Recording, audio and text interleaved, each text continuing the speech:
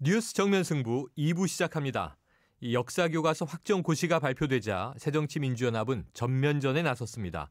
국회 의사 일정을 거부한 채 농성에 돌입했고 문재인 대표는 대국민 담화를 발표했습니다. 이에 새누리당은 국회 정상화를 촉구하고 있는데요. 민생 현안 처리가 시급하다는 겁니다. 잠시 후에 안상수 새누리당 의원 연결해서 자세한 이야기 나눠보겠습니다. 이 남중국해를 둘러싼 미국과 중국의 대립이 이어지고 있는데요. 제3차 아세안 확대 국방장관 회의에서 이 공동선언문 채택이 처음으로 무산되면서 파장이 커질 전망입니다. 이 글로벌 정면 승부는 오늘 중국으로 가보겠습니다. 오늘 문자는 프로그램 들으시면서 생각나는 의견 자유롭게 보내주시고요. 문자 서비스 샵 0945로 보내주시면 됩니다. 짧은 문자 50원, 긴 문자 100원에 정보 이용료가 있습니다. 정면 인터뷰 안상수 새누리당 의원과 함께하겠습니다. 의원님 안녕하십니까? 네, 안녕하세요. 네네. 네, 이 어제 확정고시가 끝났는데요. 네. 이제 예산안 심의에 집중해야 한다고 보십니까? 물론이지요.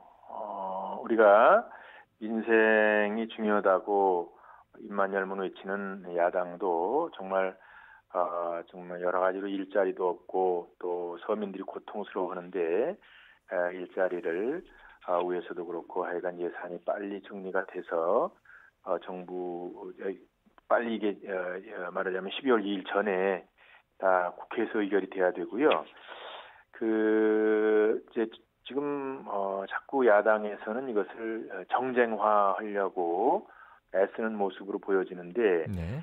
그것은 저희들은 바람직하다고 생각하지 않습니다. 국사 교과서를 지금 만드는 것도 아니고 이미 만들기 시작한 거니까 교과서 내용에 여러 의견들이 다 균형 있게 들어갈 수 있게 노력을 해서 바른 교과서를 만들어 보자 이런 노력이니만큼 지금까지 그분들의 의견들은 많이 개진을 한 만큼 이제는 국회로 돌아오셔서 그야말로 이제 국민들의 어떤 경제 활동이나 서민들의 그 경제 활동을 위해서 이제는 결연히 결단을 내려야 된다. 저는 그렇게 생각합니다. 네, 자 민생을 위해서 예산안 심의 등 지금 이제 이 국회 현안으로 돌아와 달라 이런 말씀 주셨는데요. 자, 그런데 이런 내용이 있네요. 이 정부의 국정교과서 예비비 편성에 대한 이 자료 제출 여부를 놓고 또 여야 간 공방이 거센데요. 어떤 이유에서 이 예비비 자료의 제출을 거부하는 건가요?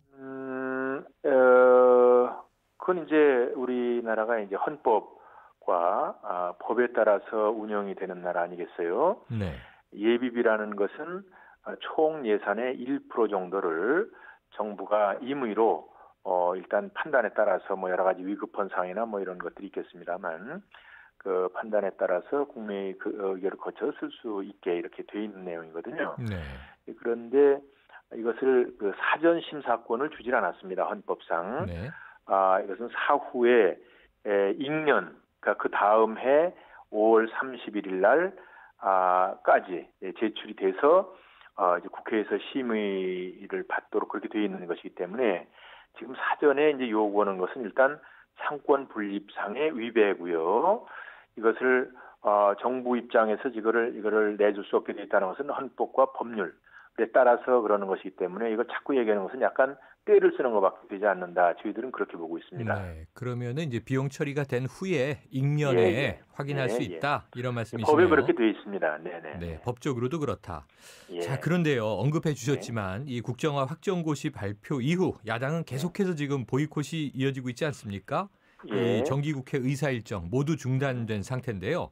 네. 자, 이 새정치민주연합의 이 국회 의사 일정 거부가 길어질 가능성도 높아 보이는데, 그럼 여야가 국회 정상화를 만들 수 있는 돌파구, 의원님은 어떻게 보세요? 글쎄요. 현재로서는 일단 야당이 결단을 해야 되지 않느냐 그렇게 보는 것이죠. 일단 고시가 끝난 상태에서 고시를 처리하느라고 지금 주장하면서 안 들어온다는 거는 그건 안 들어오겠다는 것과 마찬가지고 지금 우리는 12월 2일까지 예산을 국회에서 통과를 못 시켜주면 정부 안대로 되게 돼 있습니다. 네네. 정부 안대로. 그러면은 우리 국민의 그 현장의 여러 가지 애로사항이나 현장에서 소망하는 내용들을 국회의원들을 통해서 그동안에 많은 상임위원회에서 정리하고 이것을 예결위로 올라오지 않았어요. 네. 예결에서 심사를 해서 끝나고 이제 본회의에서 아마 이게 10월 30일까지 국회에 통과를 해둬야 되는데 이제 아마 하루 이틀만 더 늦어지면은 상당히 이 일정을 맞추기가 어려워진다 이렇게 이제 보여지거든요. 네. 그래서 뭐 앞으로 뭐 2주, 3주의 문제가 아니라 결국 2, 3일 내로 많은 부분이 좀 진행이 된다. 특히 저도 이제 예결위원회 제가 있는데요. 네네.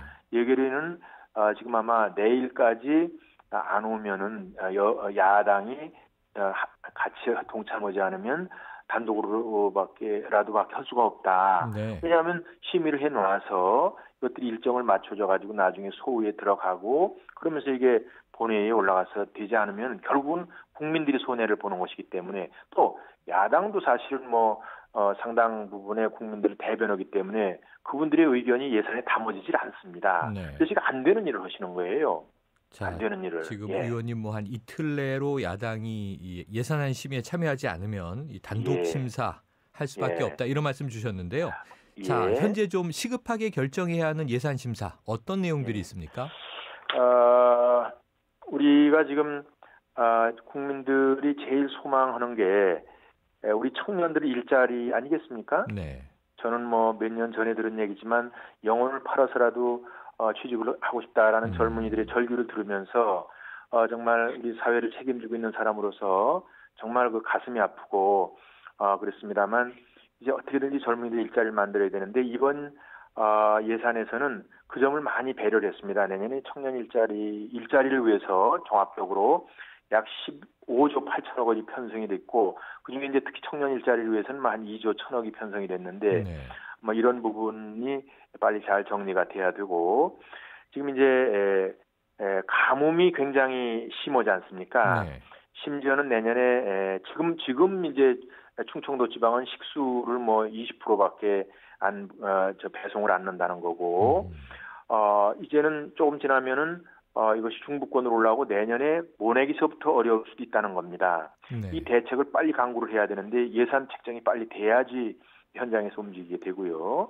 또 여전히 민생은 어렵다고 그러지 않습니까? 네. 말만 열면 다 민생을 위해서 한다고 그래놓고 구체적으로 해야 될 일은 안 하는데 예산에도 그게 담겨져 있는 내용이 많고 네. 또 거기다 추가해서 이제 우리가 본회의가 되면은 그 뭐 한 40여 개 되는 민생 법안을 통과시키기로 잠정적인 합의가 되어 있습니다. 네. 열리기만 하면 이제 이번에는 이제 서로 다 투표로 이제 끝내는 그런 형식을 거칠 텐데 그 부분도 굉장히 중요합니다. 지금 규제 해제를 하고 규제 개혁을 하자 이렇게 주장을 하고 또 일자리를 많이 만들어내자 그러는데 그런 그 서비스 산업에 대한 활성화 대책도 들어가 있기 때문에 네. 이런 부분들이 반드시 이번 정기국회에서 통과가 돼야 되는 일이죠. 네. 의원님, 이 김재경 위원장이요. 막판 네네. 쪽지 예산 곤란하다. 이렇게 이제 못 박은 소식이 전해졌는데요. 있었죠. 또 이게 쪽지 예산만이 아니라 요즘엔 또 카톡 예산이라고도 부르지 않습니까? 네. 이런 이 관례 아닌 관례 해마다 나오는 얘기인데 이번에는 없겠습니까? 뭐 제가 이제 단정적으로 말씀드리기는 어려운데 다만 이런 점은 있다고 봐요. 제가 이제 굳이 그걸 변호한다면 저는 변호 생각이 없지만 네네. 이제 이제 상황 자체를 한다면 이제 결국은 마지막까지 소외된 예산이 없느냐. 네.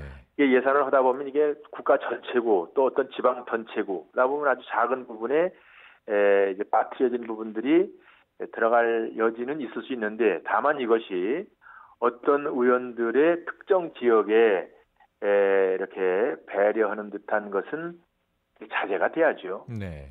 예. 또 이 내년에 총선이 있기 예. 때문에 국민들이 예. 아마 눈초리가 무서울 텐데요. 네네. 의원님 뭐 예결위 끝까지 잘 네. 감시해 주시고 예, 노력해 예. 주시길 당부를 드립니다. 네, 감사합니다. 네, 오늘 말씀 네. 감사합니다. 네, 열심히 하겠습니다. 네.